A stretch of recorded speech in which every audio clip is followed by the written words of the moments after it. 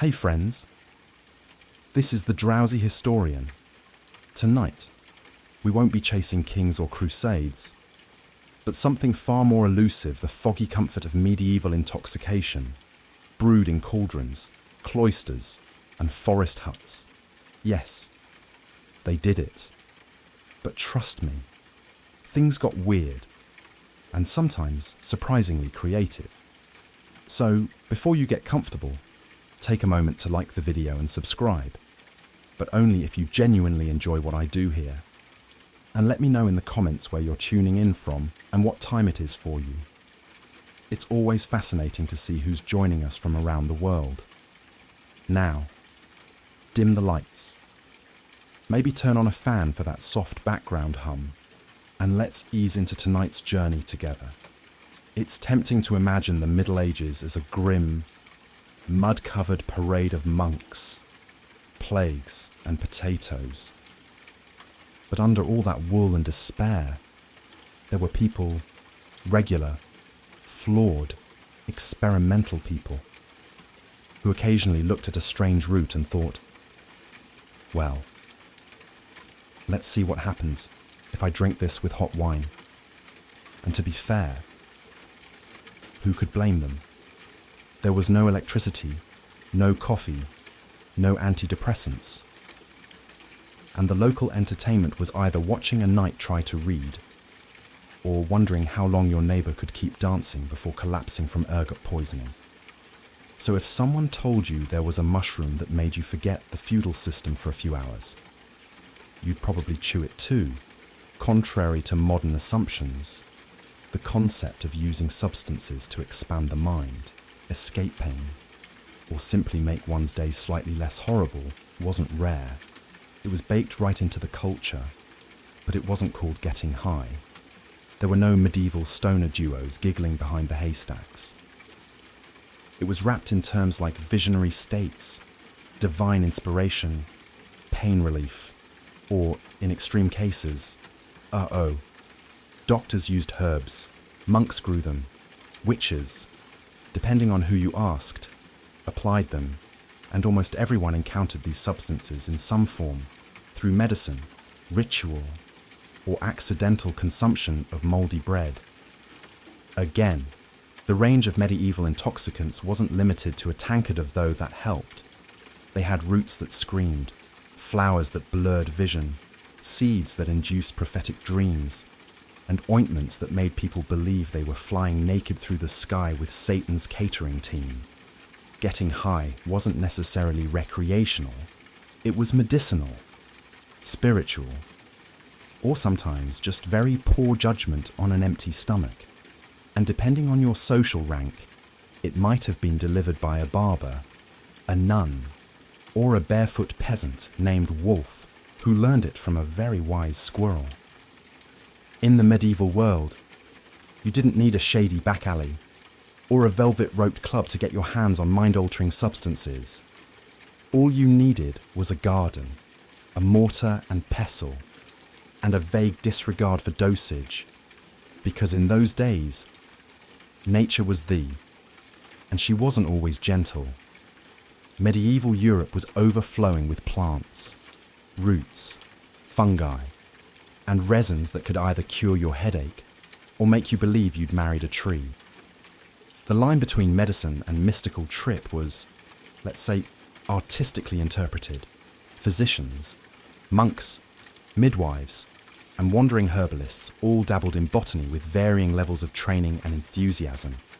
If you wanted something to knock you out, calm your nerves, or make you see God in your soup, they had options. Take henbane, for example. This plant was like nature's version of Russian roulette, properly prepared. It eased pain and brought on sleep. Improperly prepared, it introduced you to an entirely new set of problems, like convulsions, and a strong desire to remove your own shoes while running through the woods screaming. Or mandrake. The root shaped vaguely, like a human figure. Legend said it screamed when pulled from the ground, a noise so lethal it could kill a man. That didn't stop people from digging it up anyway, usually by tying it to a dog and standing far away. Ingesting mandrake could induce unconsciousness, visions, and, on a good day, prophetic dreams. On a bad day, well, you wouldn't be needing herbs anymore. Then there was belladonna, also known as deadly nightshade, which is exactly the kind of name that screams maybe not. It was used to dilate pupils for beauty, but also to treat pain, cause hallucinations, and, on occasion, death. Medieval self-care was a bold business. These herbs were often combined into teas, tinctures, oils, or those famous flying ointments we'll get to soon. And they weren't always consumed voluntarily. Sometimes they were applied during religious ceremonies, medical procedures, or by a well-meaning apothecary who thought a little extra root can't hurt, but hurt it could. Henbane. The medieval equivalent of, let's see what this button does, known to botanists as Hyacinamus niger, and to everyone else as the stuff that made Uncle Bernard think he was a duck. Henbane was a staple of the Middle Ages unofficial pharmacy, used across Europe for centuries. Henbane wasn't just a casual plant, it was a mood. Monks recorded its properties in herbals. Physicians used it to dull pain. Witches used it to ride broomsticks through their imaginations. And peasants mostly hoped not to eat it by accident. So, what exactly did henbane do? Well, that depends. In small doses, it acted as a sedative. It could ease toothaches, help with insomnia, and make childbirth slightly less traumatic. In other words, it was the medieval version of take two and try not to scream, but in larger doses, or just poorly timed ones. Henbane could cause delirium, hallucinations, wild agitation, and in some cases, a heartfelt conversation with a turnip you thought was your deceased grandmother. It contains scopolamine and hyoscyamine, which interfere with neurotransmitters in the brain. To put it non-scientifically, your medieval brain gets weird fast. Visual distortions, disorientation, dry mouth, extreme thirst, and spontaneous outbursts of interpretive dance were all on the menu. Henbane was often smoked, brewed into teas, or even combined with fat and smeared on the skin. A popular delivery method for anyone who didn't like their consciousness arranged in a linear fashion. Now, was it legal? Technically, yes. Controlled substances weren't a thing yet. But it was controversial, especially with the church. Anything that altered perception was suspicious. Visions were supposed to come from saints, not shrubs. Still, henbane had fans among healers, mystics, and people with nothing to lose. It even made its way into beer recipes before being banned in favour of safer additives like hops. Few plants in the medieval world were as feared, revered, and dramatically misunderstood as mandrake, a root so potent and weirdly human-shaped that it sparked a mix of botany, folklore, and sheer panic. Botanically known as Mandragora officinarum, the mandrake was associated with sleep, hallucinations, fertility, and a high probability of either mystical visions or waking up in a ditch next to a confused goat. Either way, something happened. Medieval herbalists believed that the root, which often resembled a stubby, contorted human figure, contained powerful magical and medicinal properties.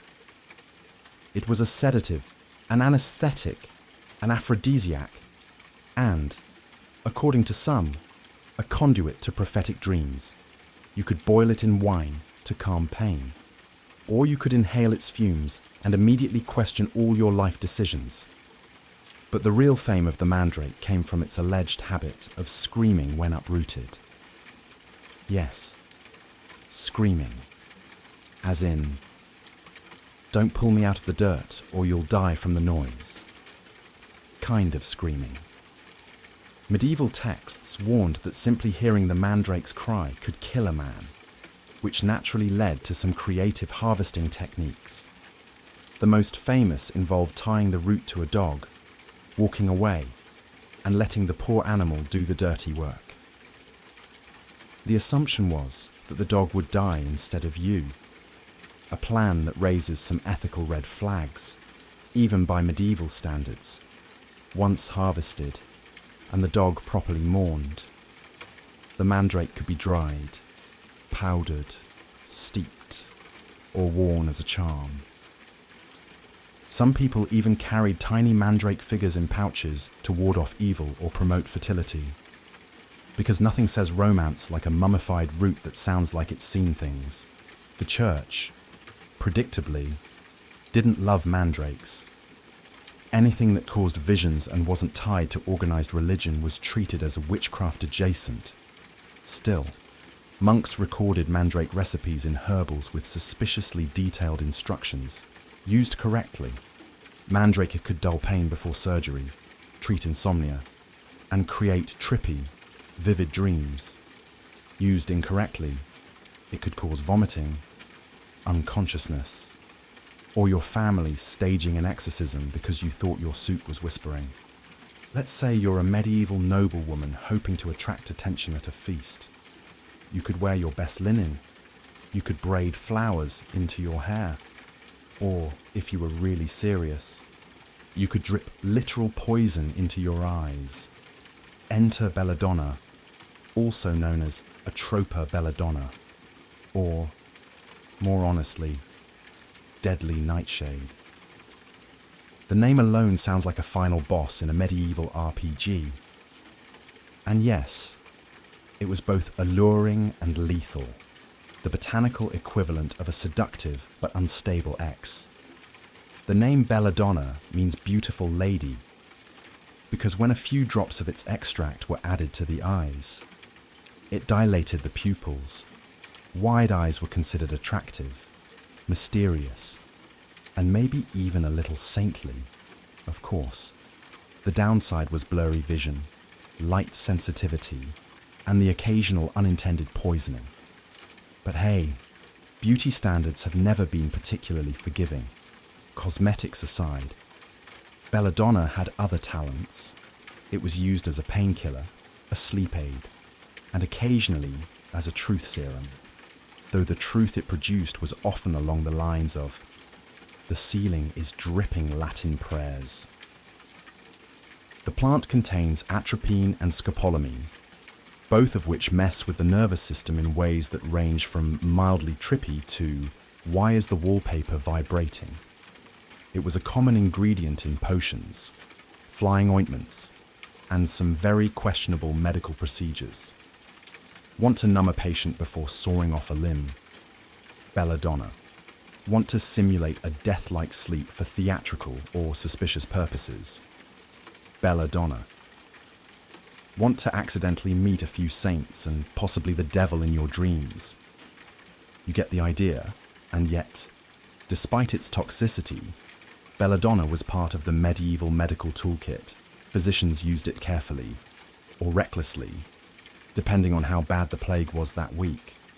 And it shows up in herbals, recipes, and love charms across Europe, before modern edibles came in discreet packaging and fruity flavors.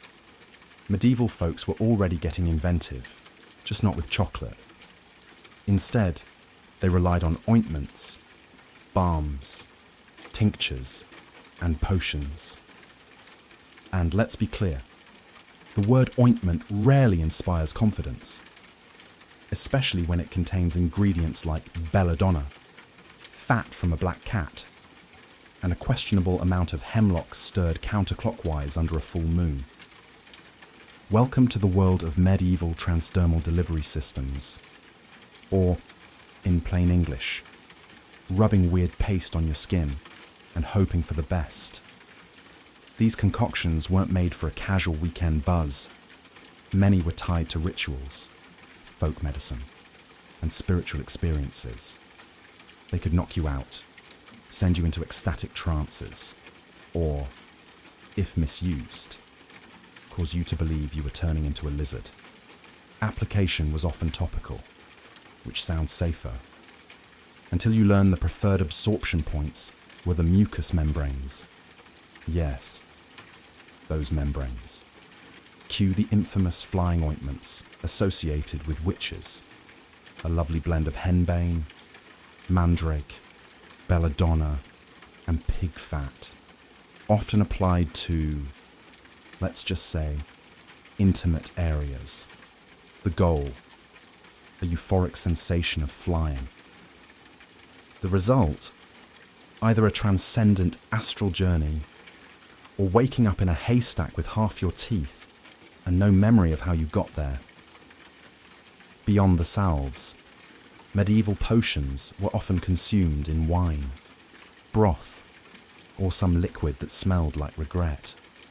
Apothecaries loved mixing poppy extract with spiced wine, a combo strong enough to numb you during surgery, or give you a front row seat to a divine revelation you didn't ask for. And let's not forget the elixirs sold by wandering quacks.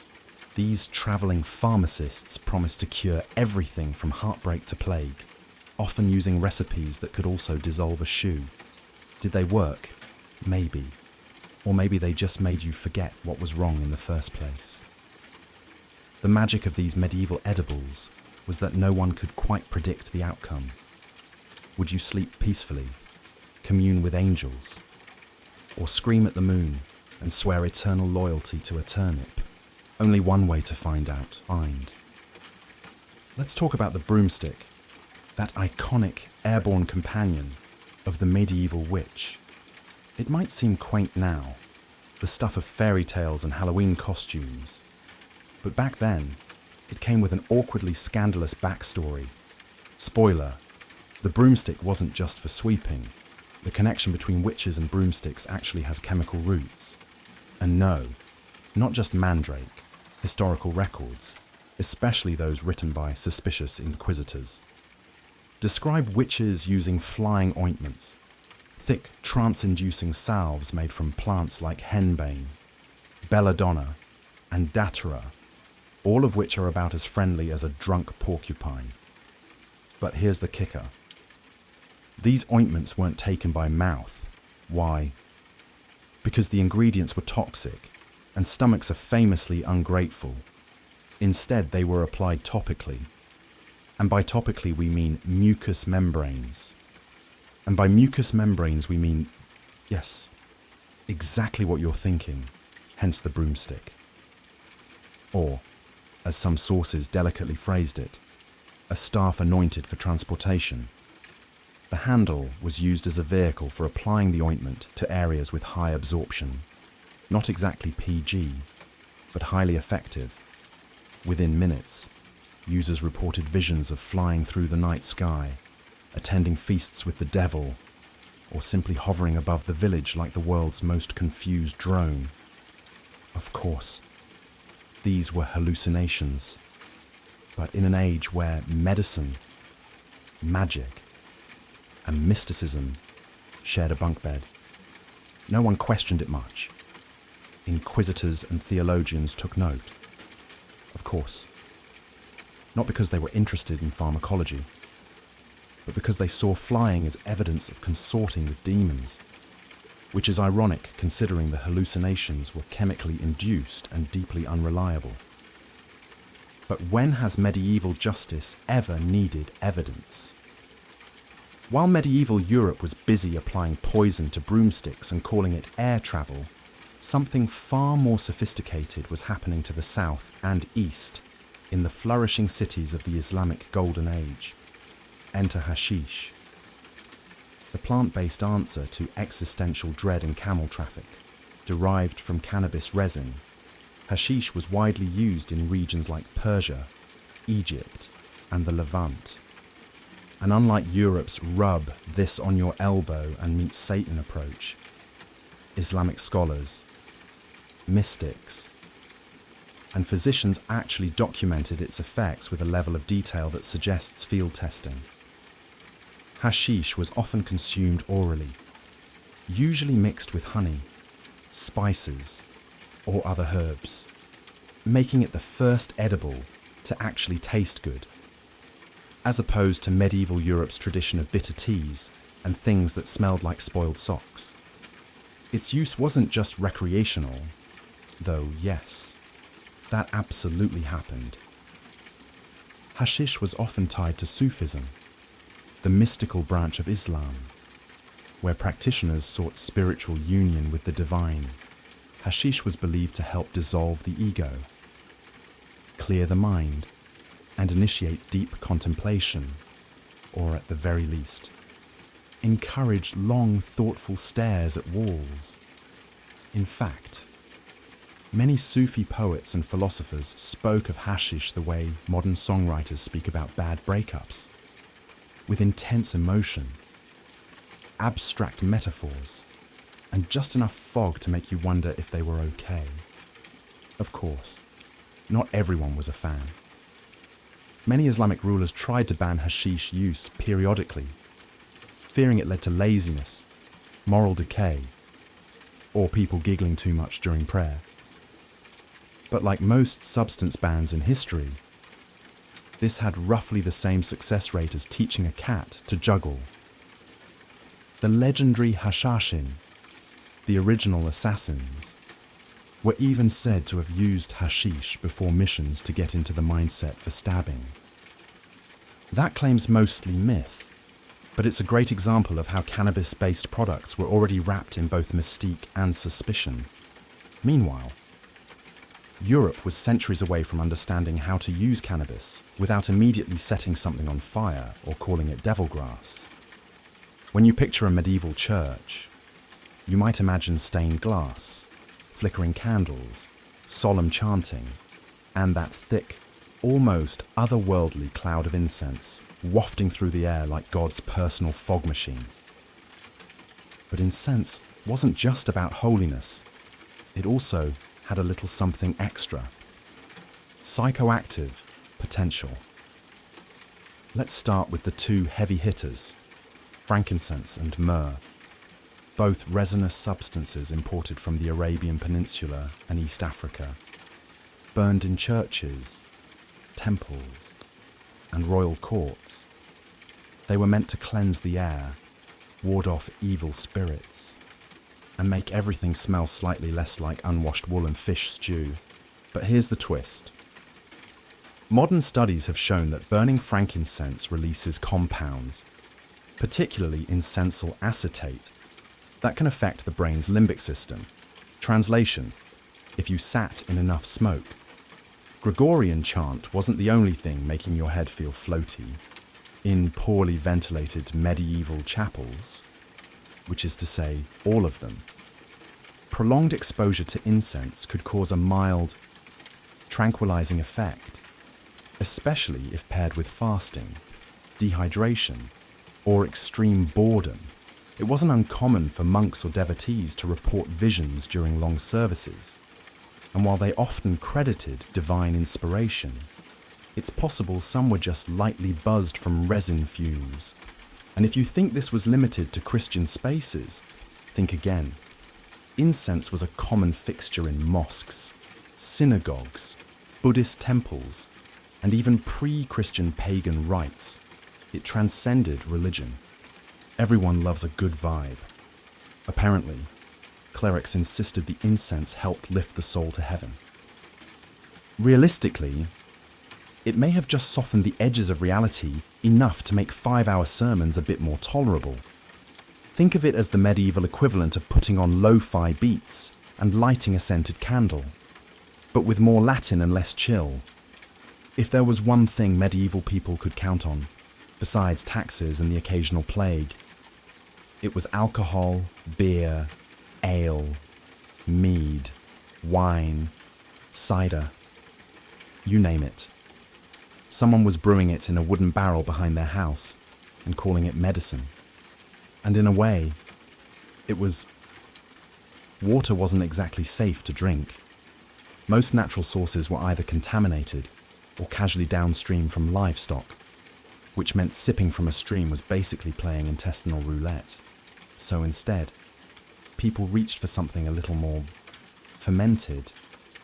Enter small beer, the medieval version of La Croix, but with alcohol and a much higher chance of being brewed by someone named Edith, who measured ingredients by intuition and prayer. This low alcohol drink was consumed daily by adults and children alike, not to get drunk, but to stay alive, with a light buzz and regular hydration.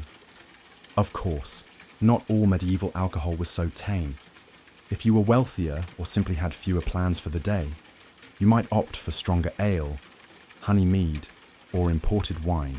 And yes, wine was often mixed with herbs or spices, either for flavor, medicinal effect, or just to see what happened. In monasteries, brewing beer was practically a sacred duty.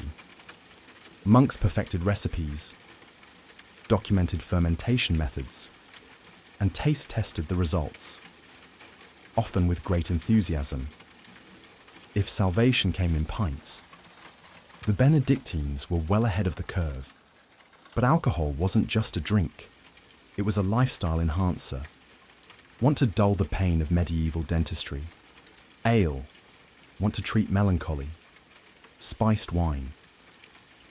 Want to forget you live in a drafty hovel with 6 other people and one extremely judgmental chicken? Mead, taverns, inns, and roadside alehouses served as medieval therapy offices, only with more yelling. People drank to celebrate, mourn, gossip, and occasionally invent entirely new dance styles no one asked for. Sometimes getting high in the Middle Ages wasn't a decision, it was just breakfast. Enter ergot, a parasitic fungus that grows on rye and other cereal grains. To the untrained medieval eye, it looked like a slightly weird blackened kernel. To the modern scientist, it's a biological prank with side effects that read like a medieval curse. Convulsions, hallucinations, burning limbs, and occasionally the sensation that your hands have turned into spiders. This fungus was the accidental ingredient in what some historians call the LSD trip. Centuries before the Summer of Love, Woodstock, or anything with tie-dye. People in parts of Europe, especially in colder, damp regions like France and the Germanic territories, frequently baked bread from infected rye. Why? Because hunger trumps fungus awareness. And so, entire villages would unknowingly ingest ergot-laced loaves, and the results were both spectacular and horrifying. There were 2 forms of ergotism. Yes, it had a name: convulsive ergotism, characterized by muscle spasms, seizures, hallucinations, and fits of laughter or panic. Gangrenous ergotism, where blood flow was cut off, leading to limbs blackening, shriveling, and falling off. Not ideal for dinner parties. Local outbreaks led to bizarre public behavior, including dancing plagues, where groups of people danced uncontrollably for days, sometimes until death. At the time, it was blamed on demons, divine punishment, or moral weakness. But in reality, it may have just been a mass case of unintentional mushroom toast. Ironically, the Order of St. Anthony, which ran hospitals for the afflicted, helped treat victims of ergotism, often by feeding them wheat-based diets instead of rye. So yes, the cure was different bread. Did people connect the dots? Not really. To a medieval baker, bread was either fine or definitely possessed. And no one was testing for psychoactive alkaloids in their porridge. They were too busy trying not to be excommunicated. Even today, some scholars believe ergot played a role in the Salem witch trials, hallucinations, fits, paranoia, all very ergoty. But that's still debated. What's not debated? Medieval Europe got high on toast and didn't even know it. You've heard of magic mushrooms. You've heard of flying ointments. But have you ever heard of mad honey? Yes, in a few special corners of the medieval world. Even the bees were in on it. This wasn't your average grocery store honey. Mind you.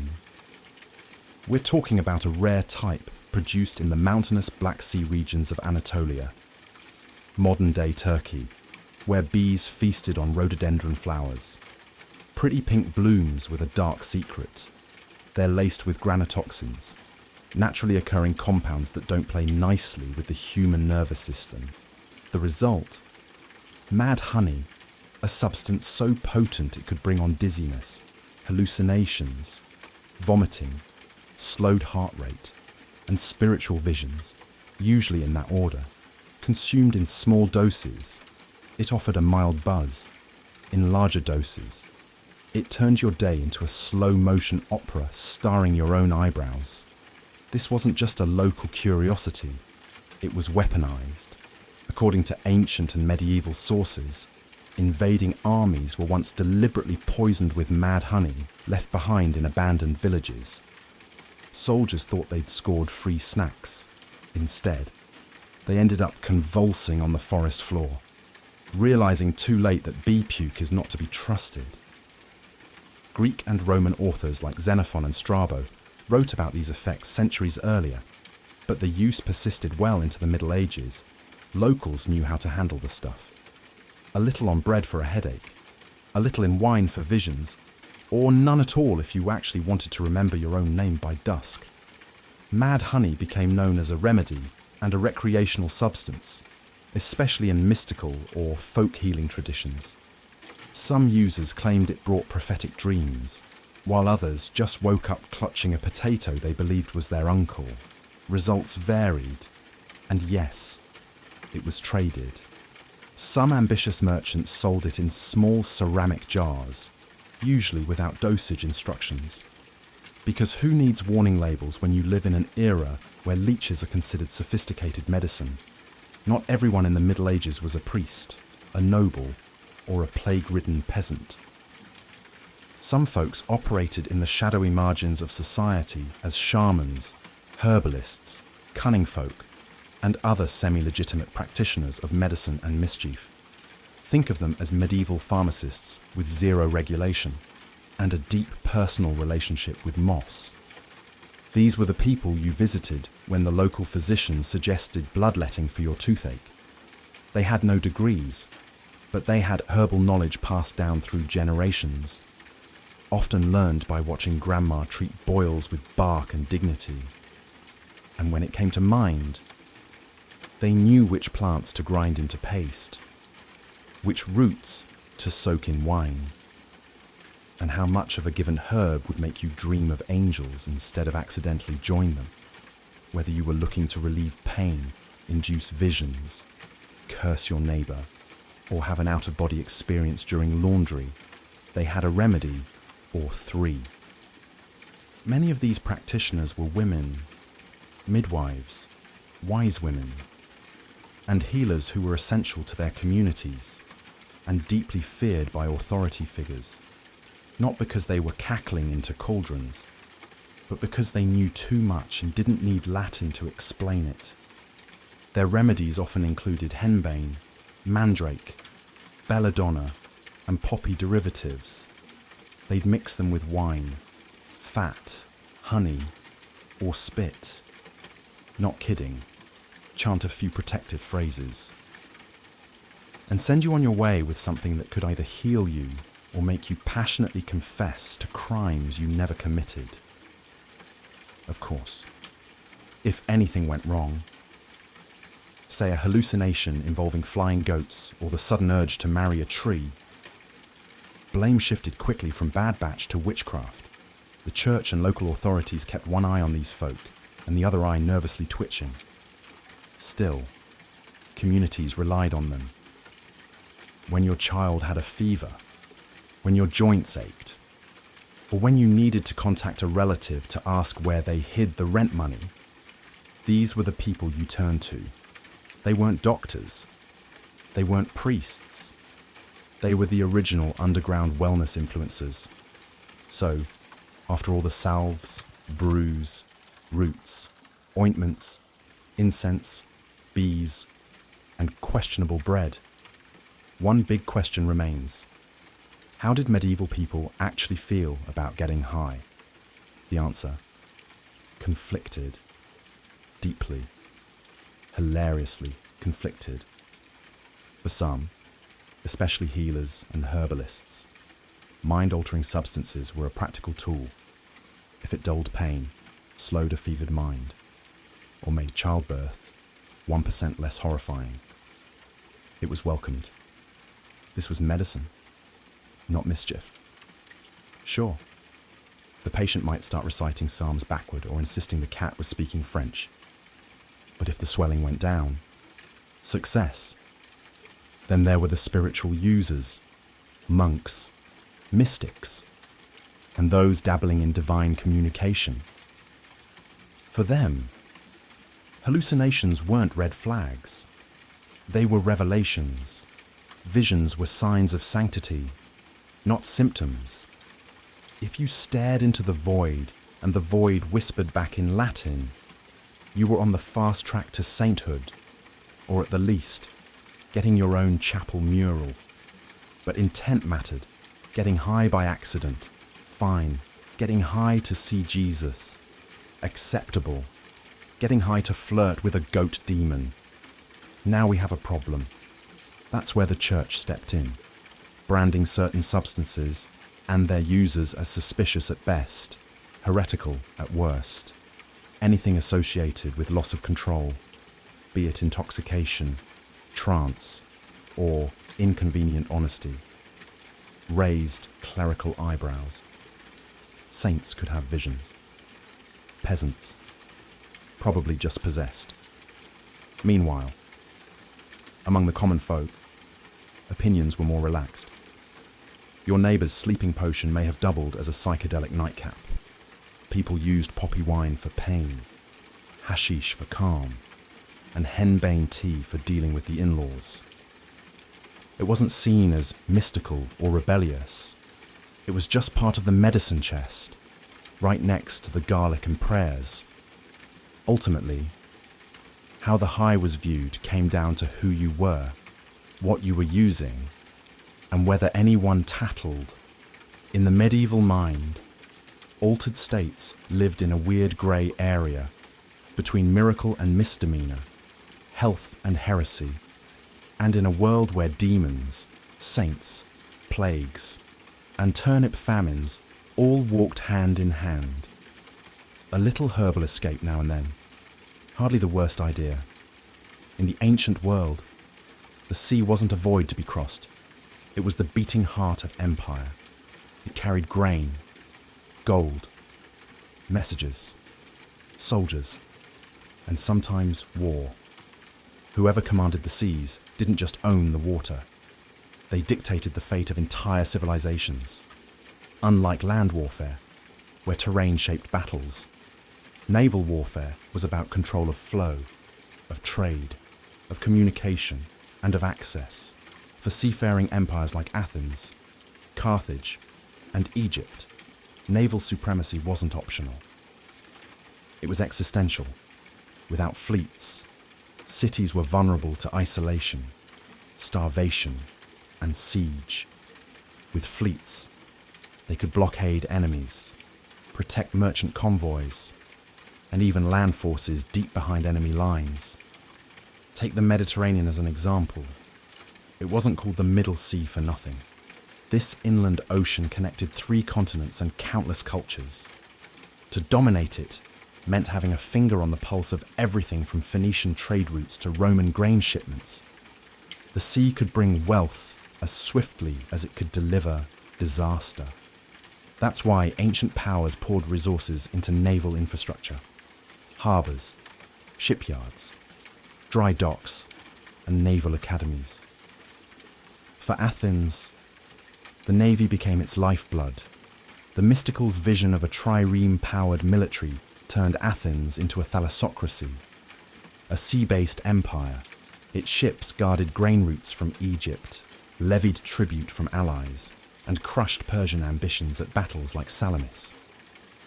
Carthage, on the other hand, emerged as a naval titan from merchant routes. Its dockyards were among the most advanced of the ancient world, producing warships on an almost industrial scale. Carthaginian dominance wasn't just about military power. It was backed by generations of sailors and navigators who understood the sea like a second skin. Egypt, with its strategic location at the mouth of the Nile and Red Sea, also relied heavily on fleets to protect trade with the Levant and Nubia. Although more riverine in orientation, Egyptian warships evolved into seafaring vessels capable of skirmishing with pirates and escorting treasure ships. In all these cases, naval warfare wasn't a sideshow, it was the main event. The sea was where rivals clashed, alliances were broken, and empires either flourished or floundered. Mastery of naval tactics, technology, and geography gave rise to legends. And when those fleets burned or sank, so too did the fortunes of the mighty. The trireme was not just a ship, it was a weapon, sleek, fast, and deadly. It defined ancient naval warfare across the Mediterranean, and though many city-states built them, none wielded them quite like the Athenians. With 3 tiers of oars and a bronze-tipped ram, the trireme was the ancient equivalent of a guided missile, one powered by sweat, rhythm, and strategy. A typical trireme measured about 120 feet long and just 18 feet wide. Narrow. Yes, but that was the point. Its slim hull allowed it to slice through water with minimal drag, while its low draft let it operate close to shore for raids and landings. The name trireme comes from its 3 rows of oars, stacked vertically. These weren't random rowers either. Each was a trained seaman, knowing how to move in unison at speeds of up to 9 knots in battle. The trireme's most fearsome feature, the ram, a bronze-sheathed prow reinforced with oak, designed to smash into enemy hulls with devastating force. But ramming wasn't just about speed. It required precise timing and angle. Hit too straight, and your own ship might get stuck or even capsize. Skilled captains like those in the Athenian navy perfected the art of the diekplaus, a maneuver that involved slipping through enemy lines, turning quickly, and striking exposed flanks. Above deck, the trireme carried a small contingent of marines, usually around 10 to 20 heavily armed hoplites and a few archers. Their role was to board enemy vessels or defend against boarding. But make no mistake, a trireme was not a floating fortress. It relied on agility, not armor. One wrong move and you were kindling. What made the Athenian trireme fleet truly revolutionary wasn't just the ship itself. It was the system behind it, funded by the Theorica, a public naval fund. Athens built and maintained hundreds of triremes. Citizens, even the poorest, served as rowers, creating a strange kind of democracy at sea.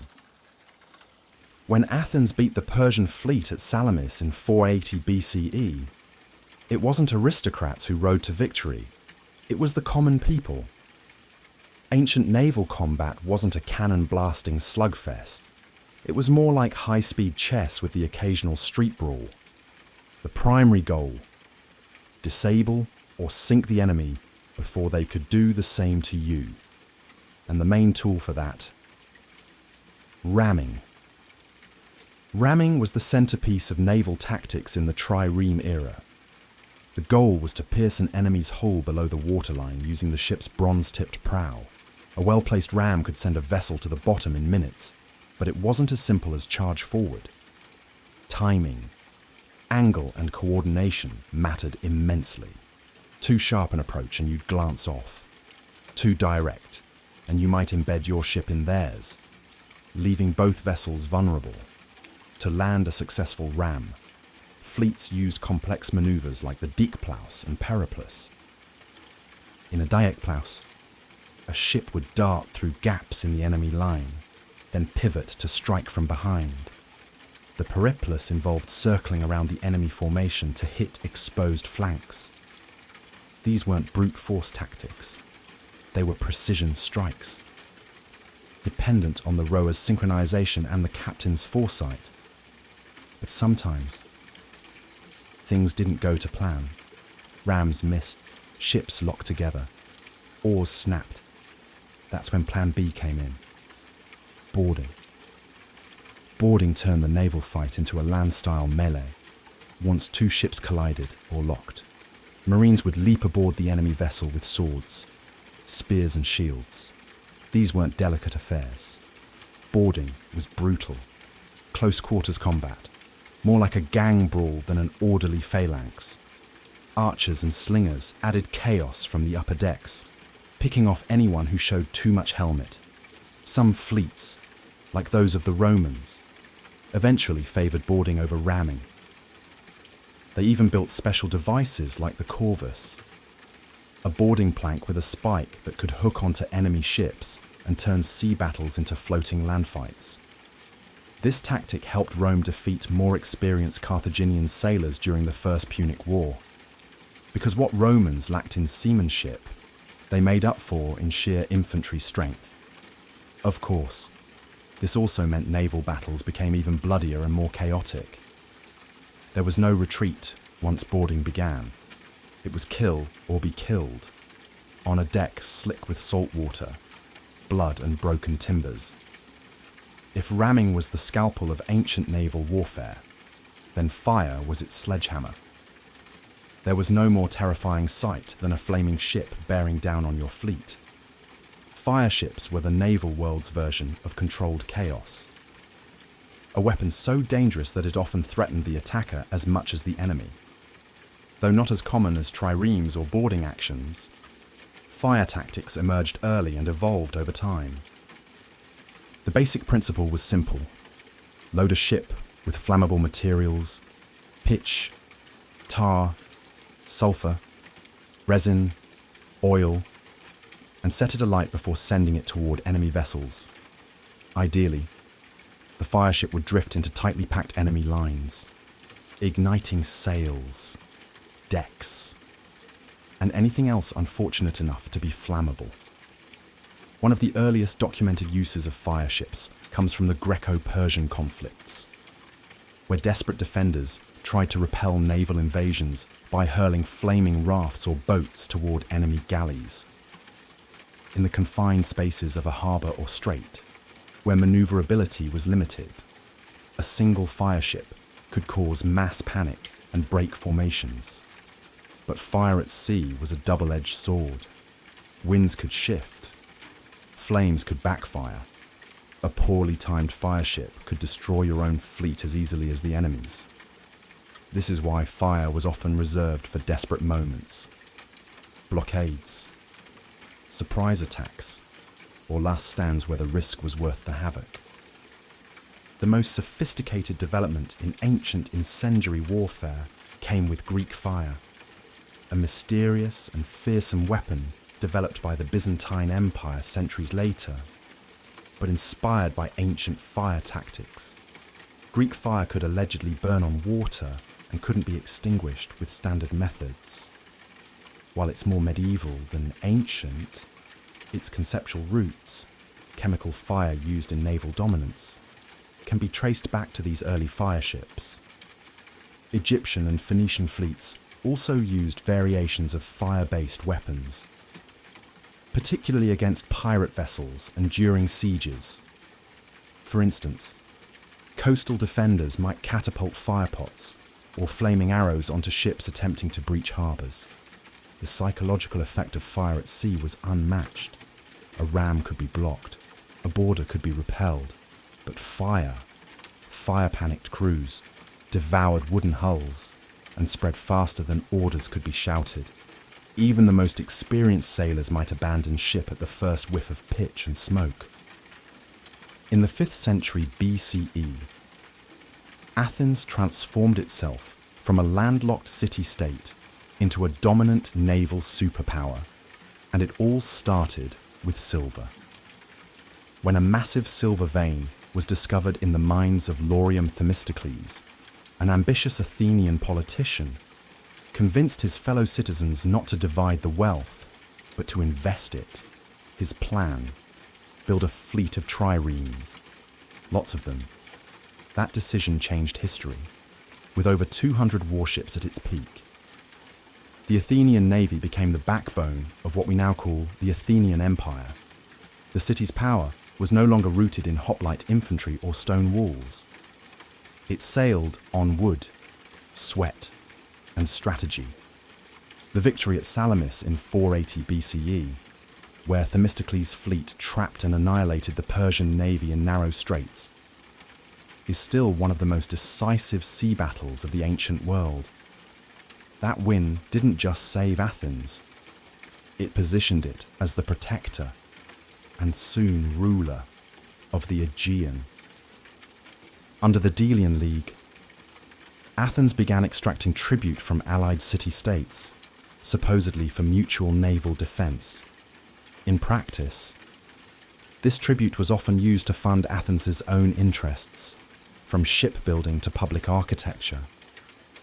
The navy allowed Athens to enforce loyalty, suppress rebellions, and project its power far beyond its borders.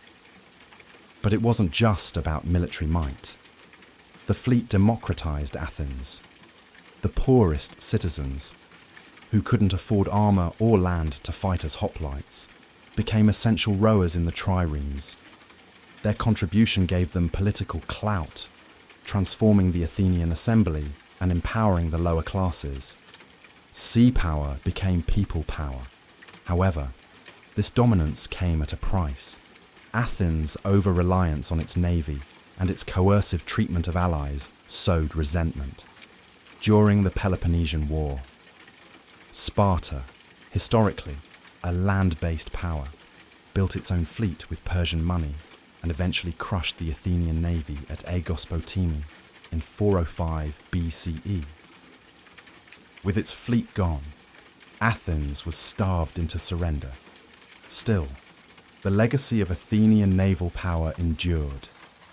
It showed that a city-state with limited land could become an imperial force through mastery of the sea.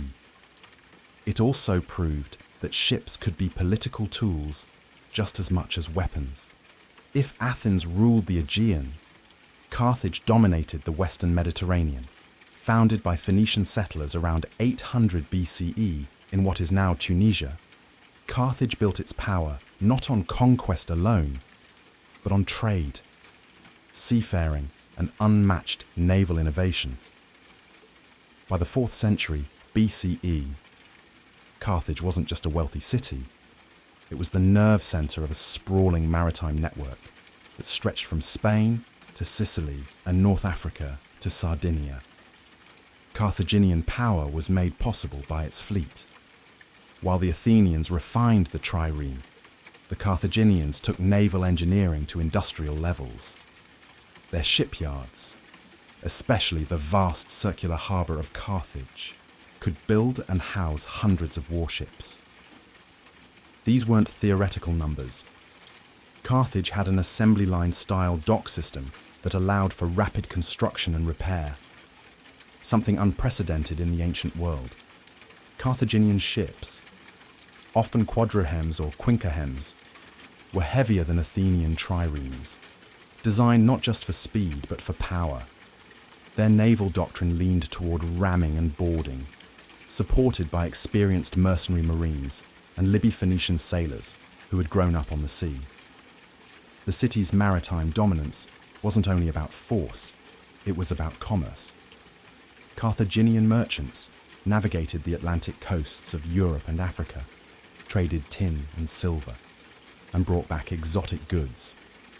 The navy ensured that pirates, rival traders, or Roman ambitions didn't interfere with this lucrative flow. And then came the Punic Wars. Rome, rising in the Italian peninsula, recognized that defeating Carthage meant building a navy from scratch. When they captured a stranded Carthaginian quinqueheme, they reverse-engineered it, complete with a corvus, a boarding ramp that neutralized Carthage's superior seamanship by turning sea battles into land skirmishes. Despite early defeats, Carthage held its own through brilliant naval commanders and tactical mastery. In the First Punic War, the Carthaginians fought dozens of major sea battles. At Trapana, they executed a flawless maneuver that destroyed a Roman fleet despite being outnumbered, proving Carthage still knew how to command the sea. But quantity eventually overwhelmed quality. Roman persistence, better supply lines, and brutal discipline turned the tide. By the end of the Second Punic War, Carthage's fleet was gone, its shipyards dismantled, and its power broken. Still, the legend of Carthaginian naval dominance endures. They weren't just warriors on the water, they were master merchants, innovative shipbuilders, and bold navigators who once ruled the seas through wit, wealth, and wood. When we think of ancient Egypt, we picture pyramids, pharaohs, and temples, not fleets. But Egypt was one of the earliest civilizations to embrace naval power, both on the Nile and at sea. Its ships may not have been as famous as Greek triremes or Carthaginian quinqueremes, but for thousands of years, Egypt relied on watercraft to maintain its empire, transport troops, and protect its economic lifelines. The Nile was Egypt's highway, an artery that connected north and south, desert and delta. As early as 3000 BCE, Egyptian shipbuilders were crafting vessels from bundled papyrus reeds and later cedar wood imported from Lebanon. These riverboats transported grain, gold, soldiers, and even colossal statues. Pharaohs led naval expeditions southward into Nubia and eastward across the Red Sea to Punt, a mysterious land rich in incense, ivory, and exotic animals. But Egypt's naval ambitions weren't limited to the river. By the time of the New Kingdom, in 1070 BCE, Egypt developed seagoing fleets capable of challenging pirates, repelling invasions, and projecting power beyond its borders. Under rulers like Thutmose III and Rameses III, Egypt used warships in campaigns against the Sea Peoples, a confederation of raiders who threatened the eastern Mediterranean. These battles, recorded in vivid reliefs at Medinet Habu, show Egyptian archers firing from ships and marines engaging in brutal close combat aboard narrow wooden decks. Unlike the oared triremes of Greece, Egyptian seafaring ships were broad, sail-driven vessels with limited maneuverability. They often featured raised fighting platforms and were crewed by archers, spearmen, and sailors trained in both combat and navigation. Their primary advantage was mobility along coasts and rivers, where they could rapidly deploy soldiers or intercept merchant traffic. Egyptian naval strength also underpinned its economy. Grain exports to the Levant and trade with the Aegean were secured by escort ships. Ports like Byblos and Tanis became hubs of both commerce and naval logistics. Even foreign rulers sought Egyptian shipbuilders for their craftsmanship. In time, Egypt's naval power waned under successive waves of foreign rule: Libyans, Assyrians, Persians, and eventually Greeks and Romans. But its long legacy of riverine and coastal warfare set the foundation for naval traditions in the ancient Near East. Egypt's ships may not have ruled the open sea, but they ruled the rhythm of empire, sailing where the Nile flowed, where the winds allowed, and where power demanded. when the Roman Republic first rose to prominence. It was not a naval power. Rome's strength lay in its disciplined legions and road-building prowess, not shipbuilding. But that changed dramatically and rapidly when the Republic found itself in a bitter contest for control of the Mediterranean against Carthage. The result was one of the most dramatic naval transformations in ancient history. At the start of the First Punic War, 264 BCE, Rome had almost no fleet. Carthage, meanwhile, had centuries of maritime dominance. But the Romans weren't deterred. According to legend, they captured a Carthaginian quinquereme and used it as a prototype. Within months, they mass-produced a navy, assembling hundreds of ships through sheer manpower and state-level organization. But Rome knew it couldn't outsail the Carthaginians, so it changed the rules of the game. Enter the corvus, a boarding bridge fitted with a metal spike. This device turned sea battles into infantry brawls, Rome's specialty. With it, Roman Marines could board enemy ships en masse, transforming naval combat into something far more familiar to Roman soldiers. The results were dramatic. In battles like Mylae and Cape Ecnomos, Rome's relatively inexperienced sailors defeated veteran Carthaginian crews through sheer aggression and the effectiveness of the corvus. Eventually, the corvus was abandoned. It made ships dangerously top-heavy, but it had already turned the tide of the war by the Second Punic War. Rome's naval infrastructure had matured. Its fleets patrolled the Western Mediterranean, protected supply lines to Iberia and Africa, and disrupted Hannibal's ability to reinforce his forces from Carthage. Naval blockades and amphibious landings became standard tactics. Under the Empire, Roman control of the seas expanded further. The Classis Missionensis and Classis Ravenatis were two of the main imperial fleets, stationed to protect trade routes, suppress piracy, and transport troops. Though not always at the forefront of warfare, the navy provided vital logistical and strategic support, keeping the empire interconnected. Unlike Athens or Carthage, Rome didn't build a maritime identity. It used the sea as a tool, something to be mastered when necessary. And yet by the 1st century CE, the Mare Nostrum, our sea, was more than a boast. It was reality. Rome may have been born on land, but its destiny was sealed on water, through adaptation, innovation, and relentless will. It turned the sea from a vulnerability into a fortress. Ancient naval warfare didn't just influence battles, it shaped borders, economies, empires, and even cultures across the Mediterranean and beyond. Control of the sea meant more than victory on the water. It meant influence over the movement of ideas, trade, languages, and power structures that would echo for centuries. First, consider how navies forged empires. Athens became a cultural and economic powerhouse because of its naval strength. Carthage turned maritime mastery into a mercantile empire.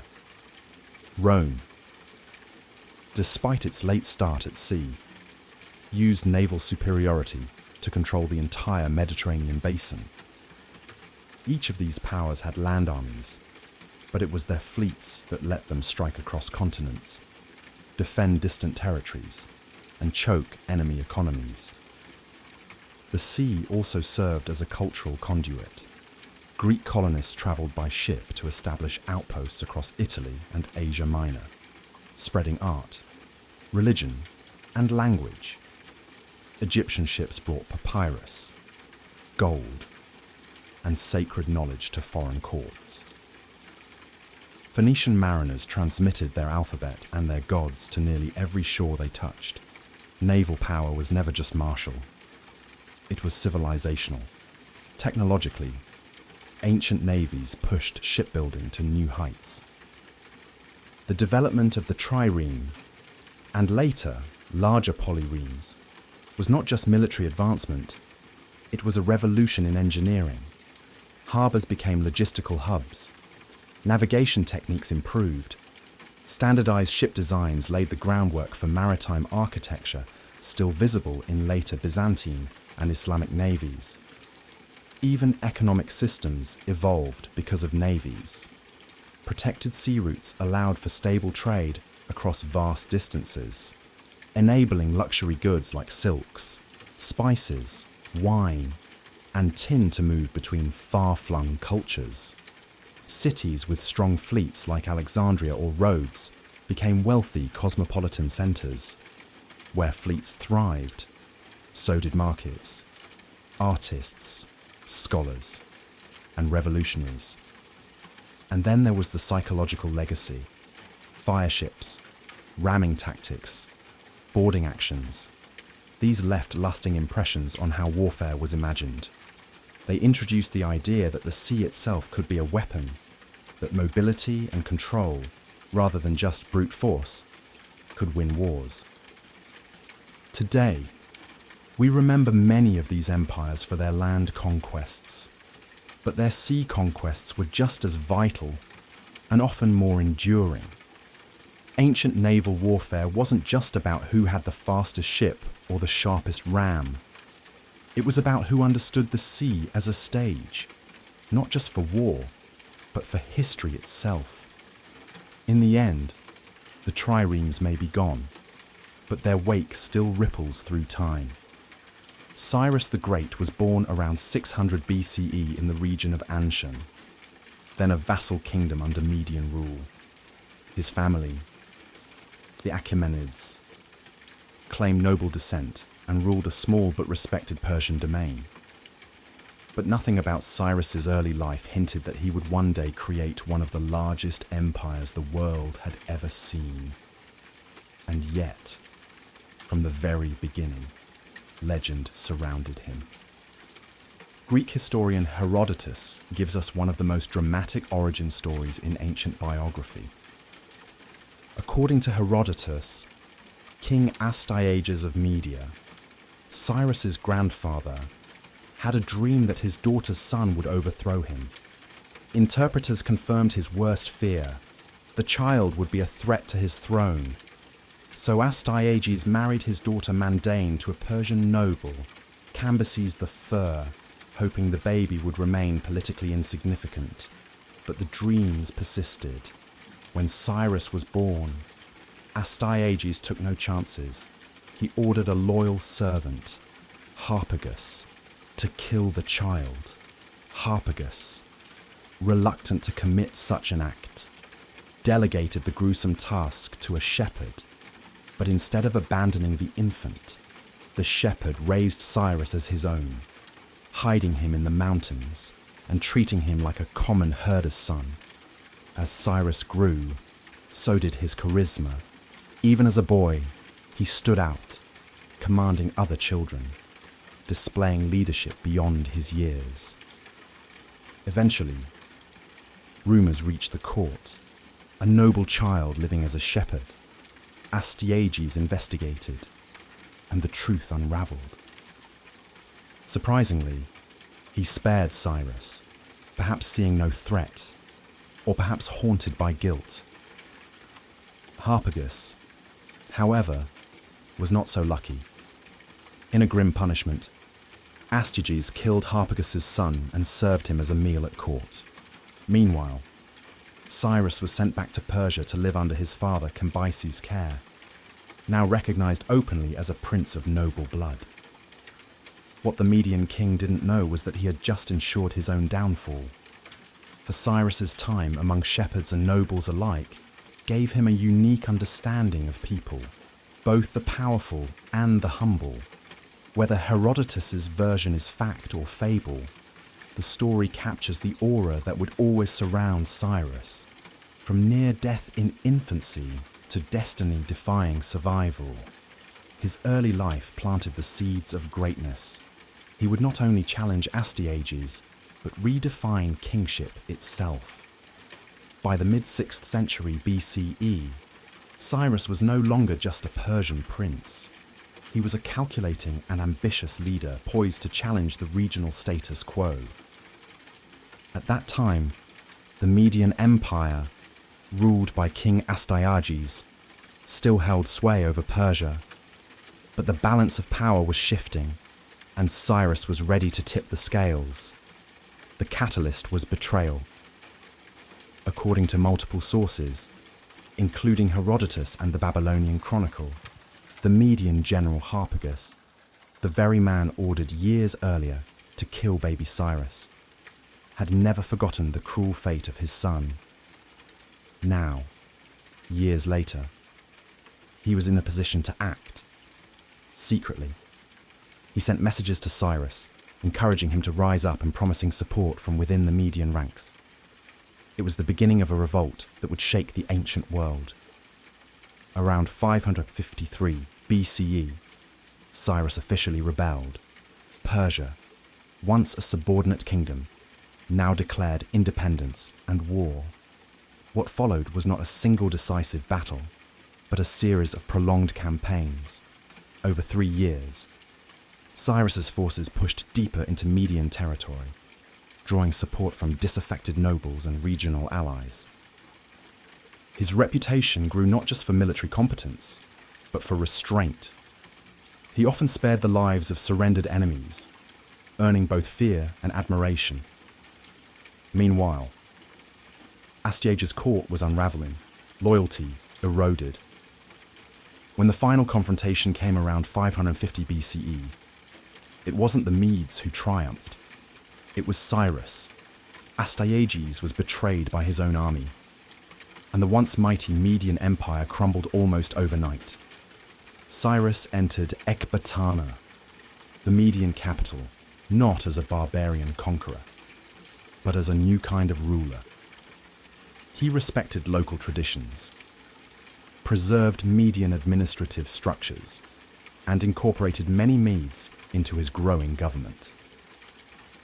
This policy of inclusion would become a hallmark of his rule. With Media under his control, Cyrus unified the Iranian plateau. But this wasn't the end. It was the beginning. By overthrowing the Medes, he not only liberated Persia from vassalage, but also inherited their empire. He now ruled lands stretching from modern-day Iran to parts of Central Asia, fresh from his triumph over the Medes. Cyrus the Great turned his gaze westward, toward the fabulously wealthy kingdom of Lydia, ruled by the legendary Croesus. Croesus was no ordinary king. He was one of the richest men of his time, his name becoming a byword for immense wealth. His capital, Sardis, gleamed with luxury, and his armies were well equipped with cavalry and seasoned troops. But Croesus made a fatal mistake. He underestimated Cyrus, seeking to preempt Persian expansion. Croesus formed alliances with Egypt and Babylon and consulted the Oracle of Delphi. The oracle famously told him that if he crossed the river Halys to attack Persia, he would destroy a great empire. Encouraged, Croesus launched an invasion, only to discover that the empire he would destroy was his own. The two forces clashed near the river Halys in 547 BCE. After a fiercely contested battle, Croesus withdrew to Sardis, believing the campaign season had ended and that he could regroup in the spring with allied reinforcements. But Cyrus did something unexpected. He pursued in a bold winter campaign. Cyrus besieged Sardis, forcing Croesus into a desperate defense. According to Herodotus, Cyrus even employed a tactical surprise. He used camels to startle the Lydian cavalry, Croesus's strongest asset, rendering them ineffective. Within weeks, Sardis fell. Croesus was captured alive. What happened next sealed Cyrus's reputation as a ruler, unlike any other.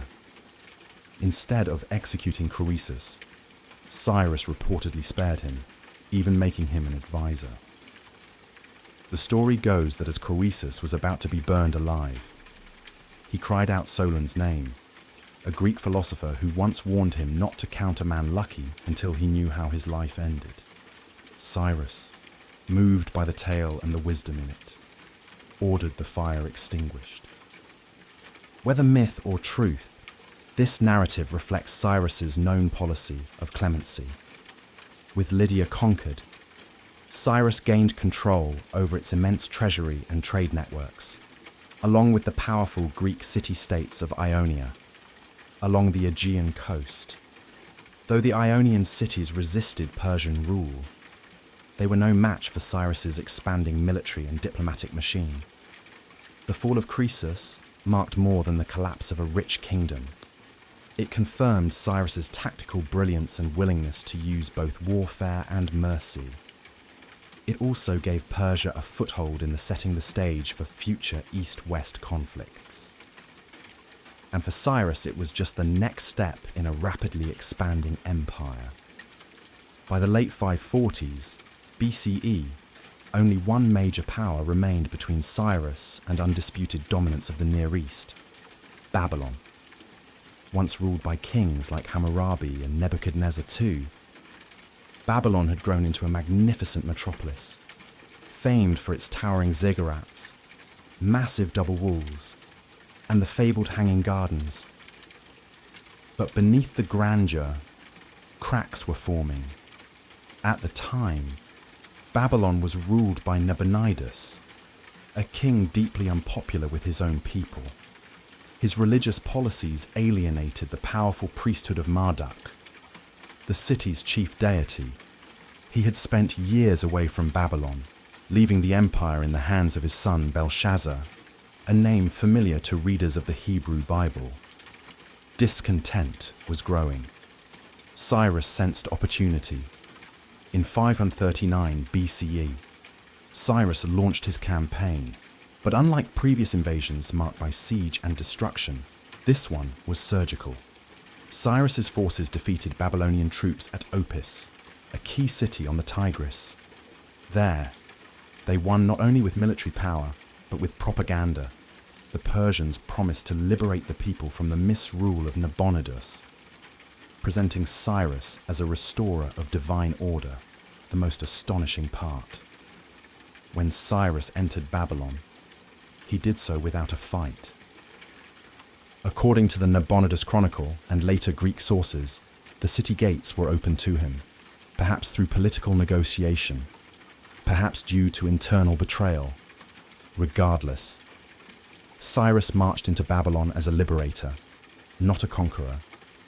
He respected the city's temples, participated in religious ceremonies, and declared in the famous Cyrus Cylinder that he had been chosen by Marduk himself to restore peace and justice.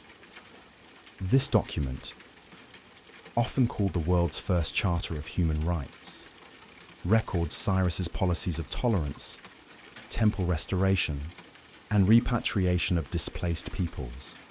Among those affected were the Jews. Exiled from Jerusalem decades earlier by Babylonian kings, Cyrus issued an edict allowing them to return home and rebuild the temple in Jerusalem, an act so significant that the Hebrew Bible refers to him as God's anointed, a title otherwise reserved for Israelite kings. After entering Babylon in 539 BCE, Cyrus the Great didn't just take the throne, he rewrote the rules of empire. One of the most remarkable artifacts of his reign is the Cyrus Cylinder, a clay document inscribed in Akkadian cuneiform, often hailed as the world's first charter of human rights. While modern scholars debate that claim, there's no doubt that the cylinder offers a revolutionary glimpse into how Cyrus saw power, not as domination, but as stewardship. In the text, Cyrus proclaims himself chosen by Marduk, Babylon's chief deity, to restore order and justice after the misrule of Nabonidus. But this wasn't mere flattery. Cyrus backed his words with action. He restored temples to their proper function, allowed displaced peoples to return to their homelands, and explicitly stated that he would not oppress his subjects or alter their local traditions. One of the most famous outcomes of this policy was the liberation of the Jews from Babylonian exile. After decades in captivity, the Jewish people were allowed to return to Jerusalem and rebuild their destroyed temple. The Book of Ezra in the Hebrew Bible records Cyrus's decree, praising him as an instrument of divine will, extraordinary for a foreign king. In fact, Cyrus is the only non-Jew ever referred to in the Bible as a Messiah or anointed one. The Cyrus cylinder speaks in terms of freedom, restoration, and legitimacy through justice. A striking contrast to the standard rhetoric of ancient rulers who often glorified conquest and divine punishment, instead of boasting about destroying cities or enslaving enemies. Cyrus highlights his role as a protector of diverse cultures and faiths. This wasn't weakness, it was strategy.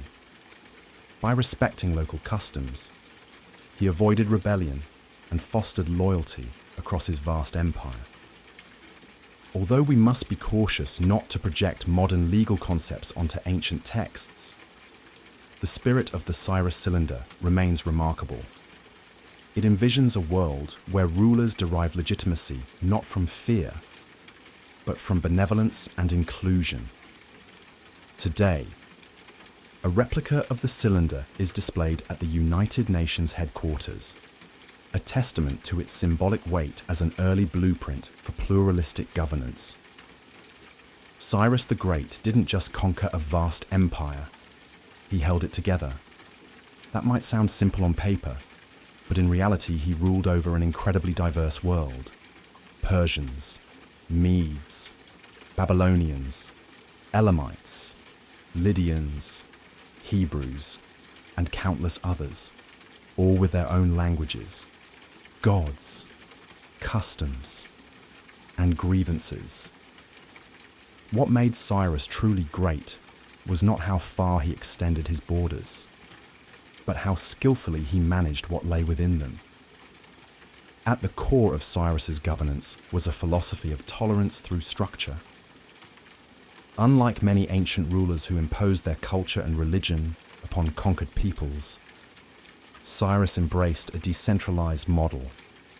He allowed local leaders to remain in place, local religions to flourish, and local customs to continue.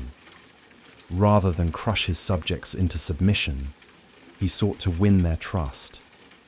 And it worked.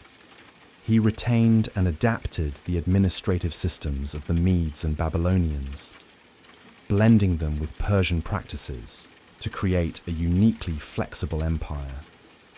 Power was delegated to satraps, or provincial governors, who oversaw taxation, security, and justice in their regions. These officials were typically chosen from local elites, but remained accountable to Cyrus's central authority.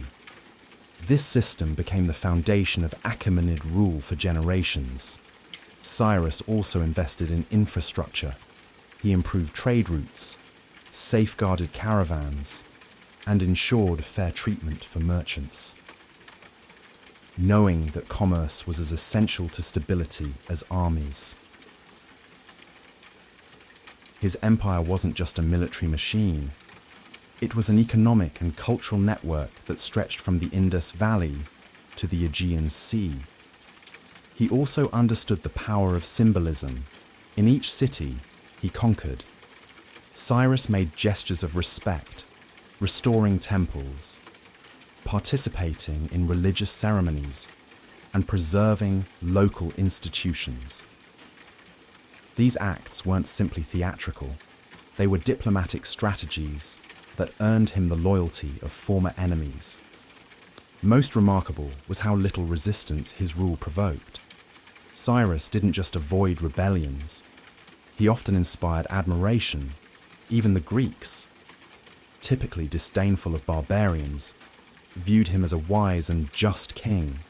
Xenophon, the Athenian historian, would later write Cyropaedia, a partly fictionalized but deeply admiring biography of Cyrus, presenting him as the model of enlightened leadership. By the end of his reign, Cyrus the Great had reshaped the ancient world. From the Aegean Sea to the mountains of Central Asia, his empire stretched farther than any before it. But like many great conquerors, his ambition pushed him toward one final campaign, this time into the steppes of the northeast. It would be his last. Around 530 BCE, Cyrus set out to confront the Massagetes, a confederation of nomadic tribes living east of the Caspian Sea. These fierce horse-riding warriors were led by Queen Timaris, a ruler remembered as both a military leader and a symbol of defiance. Her people were seen by Persians as uncivilized but dangerous, a threat to the empire's expanding borders. The details of the campaign are murky, shaped largely by Herodotus's dramatic and likely embellished account. According to the Greek historian, Cyrus first attempted diplomacy, proposing marriage to Queen Timaeris. She saw it for what it was, a political ploy. When diplomacy failed, Cyrus resorted to trickery. He left behind a banquet of wine and rich food, knowing the massaged were unaccustomed to alcohol. After a drunken celebration, many of her warriors were ambushed and slaughtered, including her son. Devastated and enraged, Timaris swore vengeance. In the climactic battle that followed, the Massagetes overwhelmed the Persian forces. Cyrus was killed in combat. Herodotus even claims that Timaris had his body decapitated and placed his severed head in a skin filled with blood, declaring, "Drink your fill of blood, you who thirsted for it." While the gruesome ending may be more myth than fact, what's certain is this: Cyrus died during this campaign, far from the great cities he had conquered. His body was eventually returned to Pasargadae, the capital he founded in Persia, and buried in a modest yet dignified tomb, still standing today as a testament to his legacy. His death marked the end of an era. The throne passed to his son Cambyses II, who would continue the empire's expansion, notably into Egypt. But Cyrus's unique blend of tolerance, strategy, and visionary leadership would not be easily replicated. When Cyrus the Great died, he left behind more than a vast empire. He left behind a political blueprint, a philosophical precedent, and a reputation so revered that even centuries later his name inspired awe. The Achaemenid Empire, founded by Cyrus, was the largest the world had ever seen to that point, stretching from the Aegean to the Indus. But it wasn't just size that mattered. It was how it functioned. Cyrus's policies of inclusion, tolerance, and administrative innovation continued under his successors. His son, Cambyses II, and later Darius the Great, didn't just expand the empire. They formalized its structure. The satrapy system Cyrus pioneered became a cornerstone of imperial governance. These regional governors maintained law and order, collected taxes, and answered directly to the king, allowing the empire to remain both vast and surprisingly efficient. Religious and cultural freedom remained official policy. Temples and local deities were respected across the empire, from Babylonian ziggurats to Egyptian sanctuaries. Local elites were often kept in power under Persian oversight, and rebellions were rare in the early Achaemenid years, not because of fear, but because many subjects found Persian rule less oppressive than the regimes they had previously endured. Cyrus also helped to establish the idea of kingship as a moral role, not just a political one. He wasn't merely king of Persia. He took on titles like king of the four corners of the world, but unlike the boastful tyrants of the past, His legitimacy was tied to the well-being of his subjects. This wasn't just propaganda, it reflected a real shift in imperial philosophy. Good governance was part of greatness, even in death. Cyrus's influence was felt. His tomb at Pasargadae, a simple limestone structure, stood as a symbol of humility and permanence. Alexander the Great, himself a master of empire centuries later, visited Cyrus's tomb and reportedly paid it homage, ordering its restoration after it was desecrated in Persia. Cyrus was not just remembered, he was revered. Later Persian dynasties would invoke his legacy to legitimize their own rule. Zoroastrian priests associated him with divine justice, and Iranian national identity continues to celebrate him as the father of the nation. Cyrus the Great's influence didn't end with his death, or even with the fall of his empire. Over the centuries, his legacy grew beyond borders, faiths, and cultures, cementing him not just as a Persian hero, but as a globally admired figure whose example echoed through time. In the Hebrew Bible, Cyrus is described not as a pagan tyrant, but as a divinely appointed liberator. The book of Isaiah refers to him as the anointed of the Lord, a title otherwise reserved for Israelite kings. His decree allowing the Jews to return to Jerusalem and rebuild the marked a turning point in Jewish history. For many, he remains a righteous Gentile, a rare example of a powerful ruler who used his might to restore, not destroy, faith and freedom.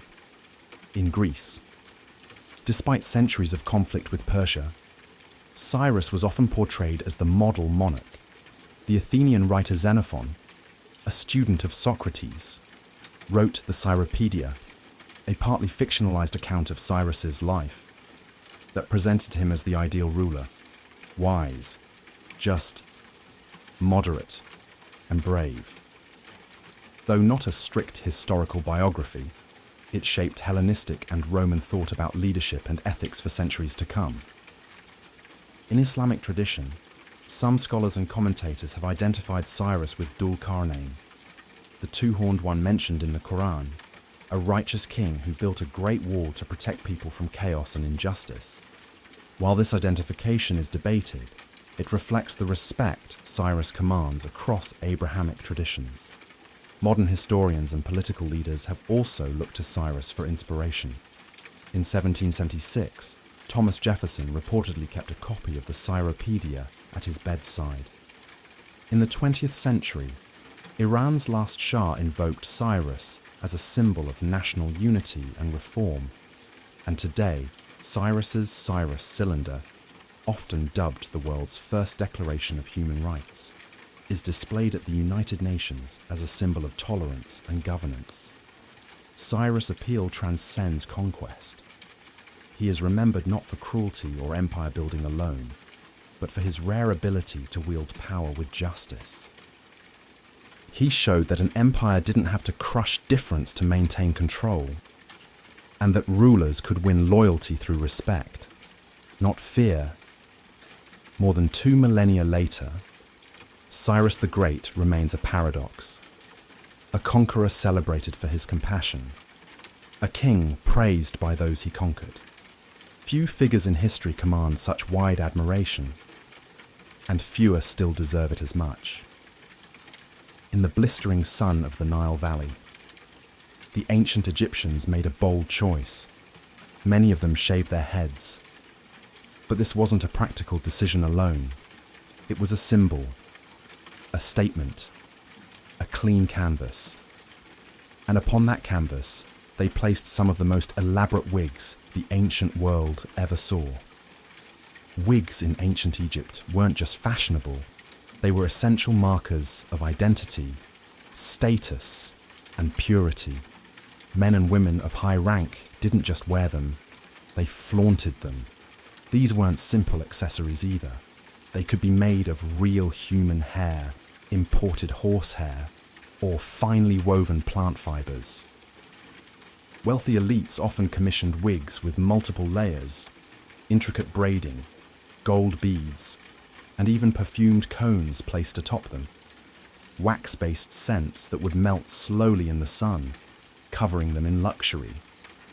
For women, hairstyles were tied to femininity, fertility, and power. A noble woman's wig might be adorned with floral decorations, colourful bands, or precious metal clasps. A priestess might wear hers in tight symmetrical rows, echoing the divine order of the gods. For men, especially those in service to Pharaoh, a thick stylized wig reflected not just wealth, but closeness to the divine hierarchy. Children, however, had their own style. Many wore the side lock of youth, a shaved head with one ornate braid left dangling, a symbol of childhood that would be cut off during adulthood or religious rites of passage. And then there were the bald priests. In sharp contrast to the extravagance of court wigs, priests were required to shave their entire bodies, including their heads, to maintain ritual purity. In public ceremonies, though, even they might wear ceremonial wigs, symbolizing their spiritual roles more than their individual identity.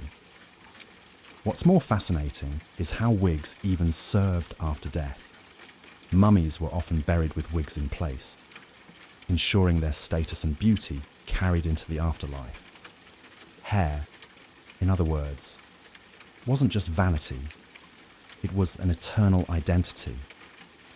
If you picture a Viking, you likely imagine wild beards and braided hair, an image forged from equal parts archaeology, Norse sagas, and Hollywood.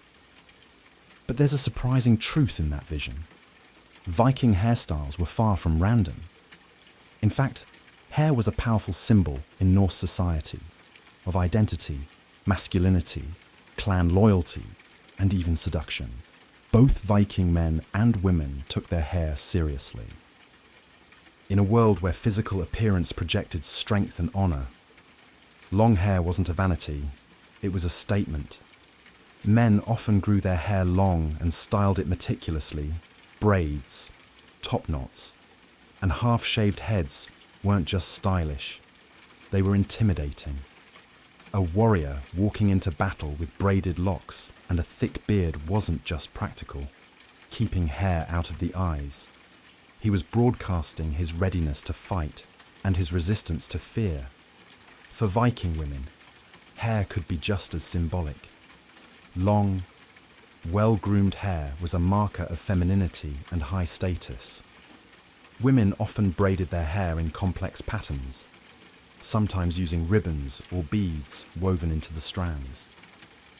A married woman might wear her hair wrapped or partially covered to signal her marital status, similar to how wedding rings work today. Some burial sites in Scandinavia even include combs, hairpins, and grooming tools, suggesting daily care and pride in appearance were important to both sexes. There was also a fascinating legal angle. In Viking law codes, hair played a role in justice. Cutting off someone's hair without permission was considered a grave insult, one that could lead to revenge, legal retribution, or full-blown blood feuds. That's because hair represented honor. To disgrace a warrior by chopping his locks was to attack his social standing itself. And then there's mythology. The Norse gods themselves had iconic hair. Thor, with his flaming red beard. Loki's transformation tricks often involved changes in hair or shape. And of course, the goddess Sif, whose golden hair was so legendary that when Loki cut it off as a prank, he had to beg the dwarves to forge a magical replacement from real gold. Hair wasn't just mortal identity, it was divine currency. The Romans knew a thing or two about control, and that extended to their hairstyles. In a world where politics, class, and gender were all tightly regulated, hair became one of the subtlest, yet most powerful tools of social navigation. especially in elite circles. Your locks could literally declare your allegiance, your values, and your ambition. Let's start with Roman men. In the early Republic, the ideal Roman citizen was clean-cut, conservative, and practical. Hair was short, tidy, and well-groomed. Anything longer than that was considered suspect, effeminate, foreign, or lazy. A short haircut and a clean-shaven face weren't just fashion choices. They were civic statements. They said, "I'm disciplined. I serve the state. I'm Roman." But as the empire progressed, things got fluffier. Emperors like Nero and Commodus let their curls grow out in flamboyant styles that mimicked Greek philosophers or even divine statues. Some sported what we now call the Roman top knot, a raised section of curled or piled hair at the front, sculpted to suggest intellect, youth, or refinement. These weren't accidents. They were carefully crafted public images. Hair became propaganda. For Roman women, the stakes were even higher. Hairstyles became almost architectural. The famous Flavian tower style, a literal mountain of curls and braids pinned above the head, was a high-status look made possible only by slave labor, hot irons, and hours of work. The more elaborate the hairdo, the wealthier the woman, because it meant she had the leisure time and servants to maintain it. Hair could also show political loyalty. Empresses often debuted new styles in statues and coinage, which were then copied by upper-class women across the empire. Wearing a hairdo like the empress wasn't just flattery, it was allegiance. Meanwhile, enslaved people were often forced to keep their hair short or plain, denying them this form of expression entirely. Soldiers likewise wore practical cuts, reinforcing unity and function over flair. And then there were the rebels. Some Romans deliberately grew long hair or adopted barbarian hairstyles to show disdain for imperial values.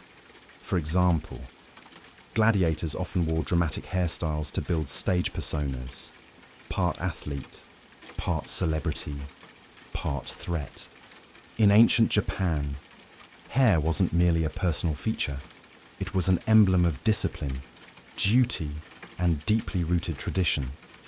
Nowhere was this more visible than in the iconic shonmeiji, the distinctive top knot worn by samurai.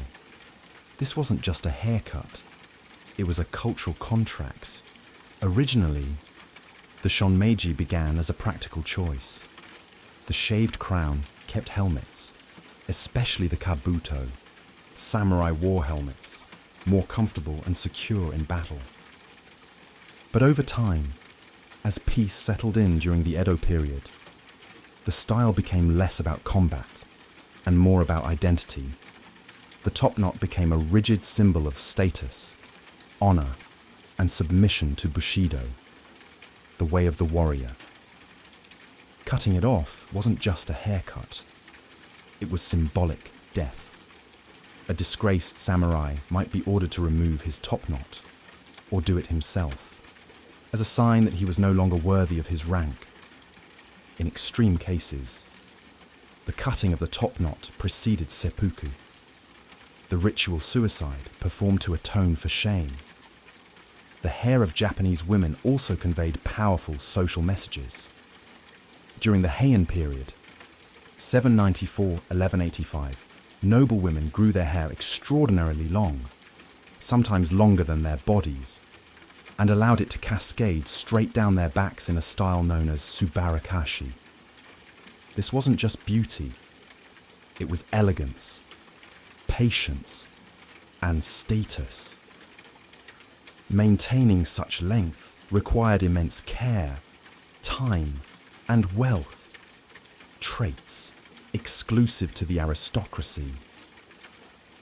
Later, during the Edo period, women's hairstyles became increasingly ornate and stylized. Styles like the shimada, a kind of coiled bun, were adorned with pins, combs, and decorations, each one coded with meaning. Certain styles indicated marital status, age, or even profession.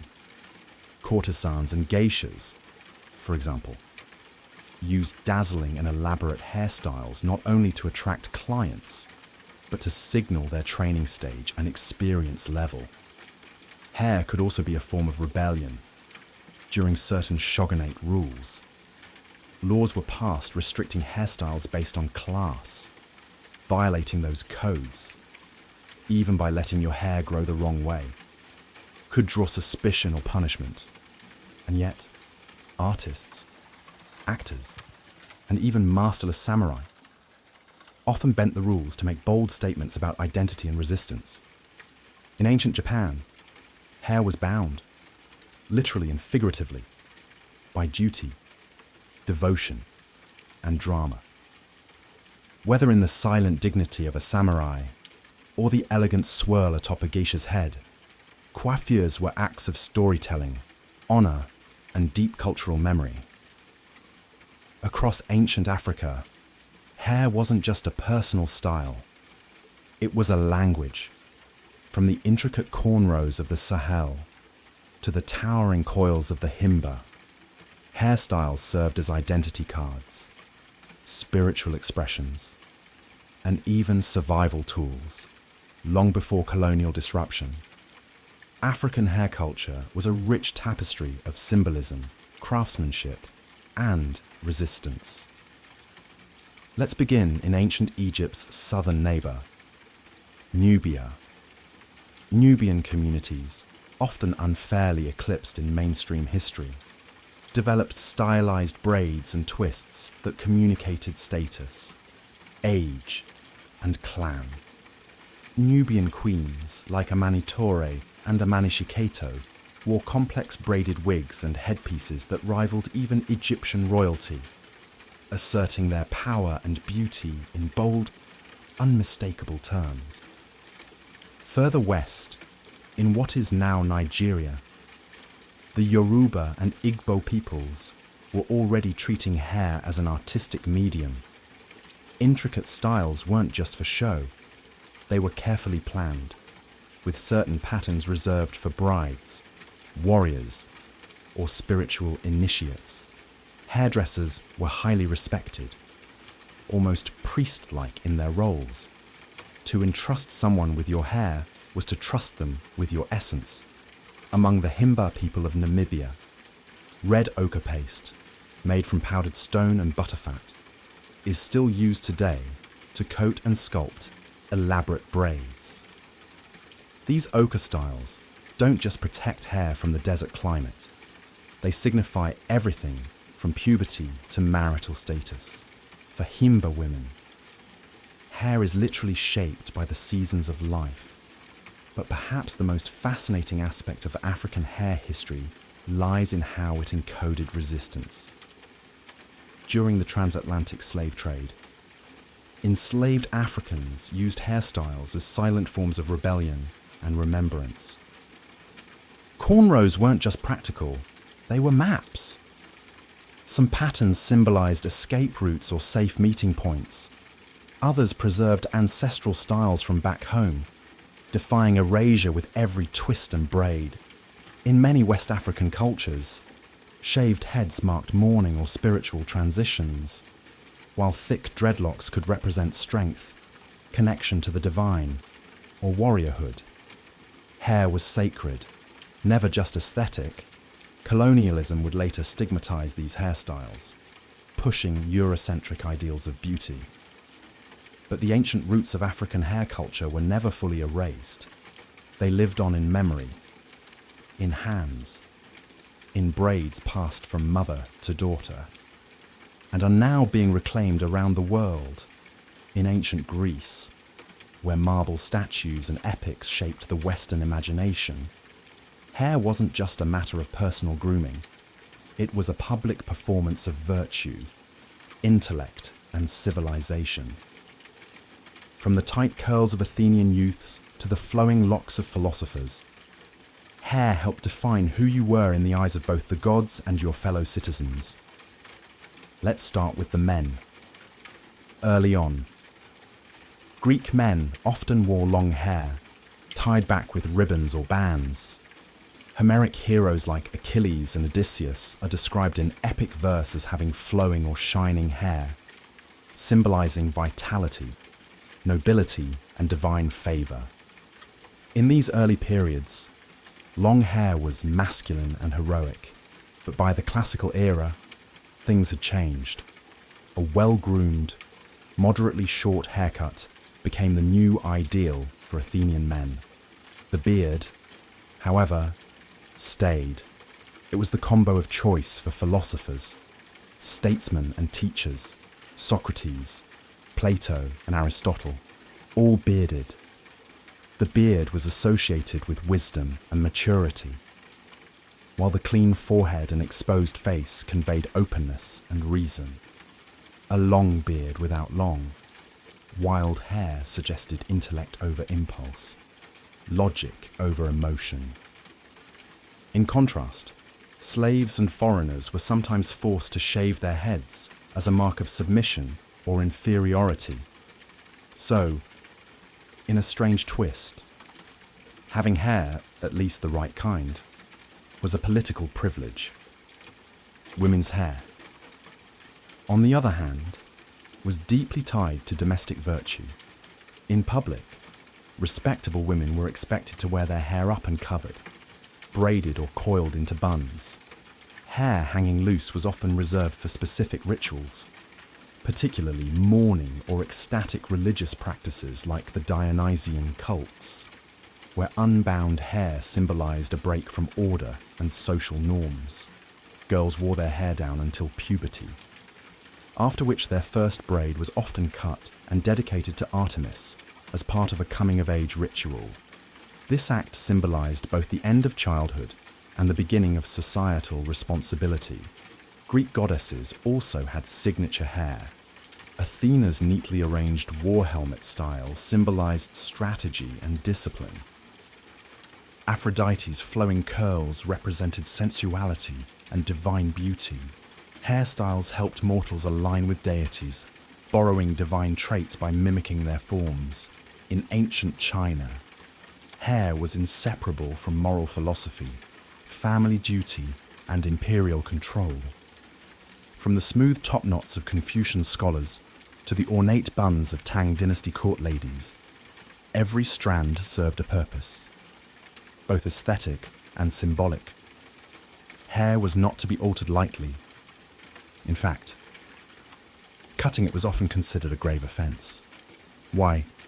Because of Confucian filial piety. One of the core tenets of Confucianism was that your body, hair included, was a sacred gift from your parents. To cut, damage, or otherwise change it unnecessarily was a sign of disrespect. This belief permeated Chinese society for centuries.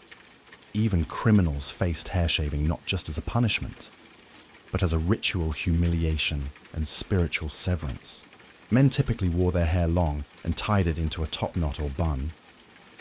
Scholars, poets, and officials would often pair this with long robes and caps, signifying wisdom, composure, and loyalty to order. To see a man with loose or unkempt hair in public was deeply unsettling. It implied madness, mourning, or rebellion. For women, hairstyles were highly age and status dependent. Young girls often wore twin buns or side ponytails, styles that marked them as unmarried.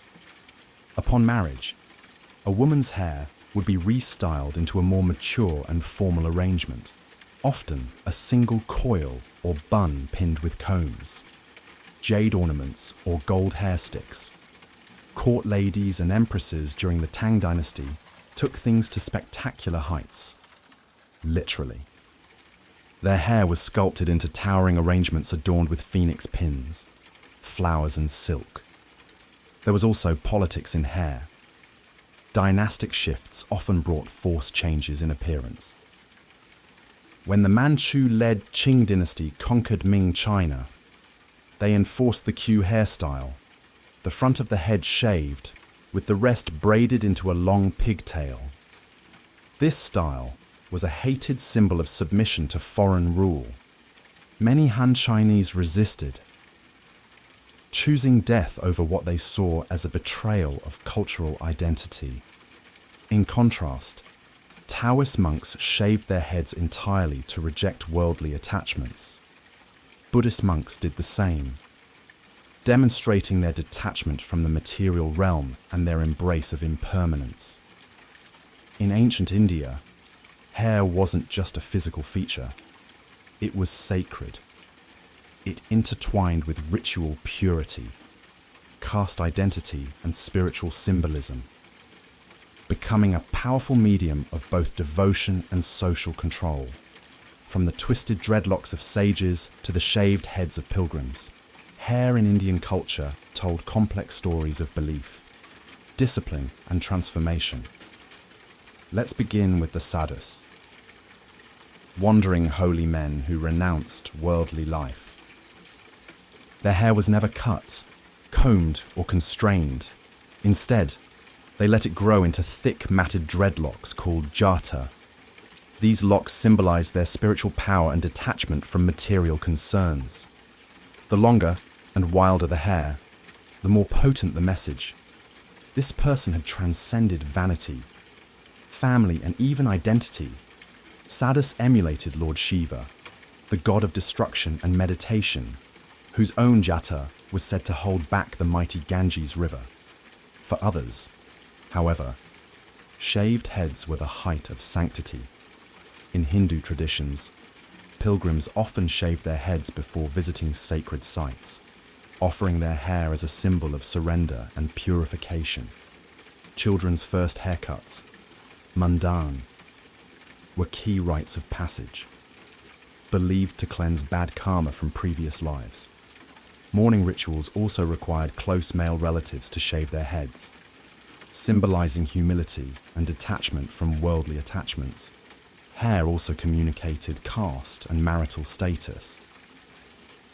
Upper caste men traditionally kept a single tuft of hair at the crown, the shikha, after shaving the rest of the head. This top knot wasn't random. It marked them as twice born, part of the priestly or scholarly class, and obligated to perform sacred rites. Cutting the shikha without cause was akin to social death. Women's hairstyles were equally symbolic. Unmarried girls typically wore their hair loose or in simple braids, while married women bound their hair into buns or coiled styles. A well-oiled, neatly braided style denoted discipline, beauty, and family honor. Ornamentation varied by region and wealth, but jasmine flowers, gold clips, and decorative combs were commonly worn during festivals and weddings. Hair was also linked to erotic power.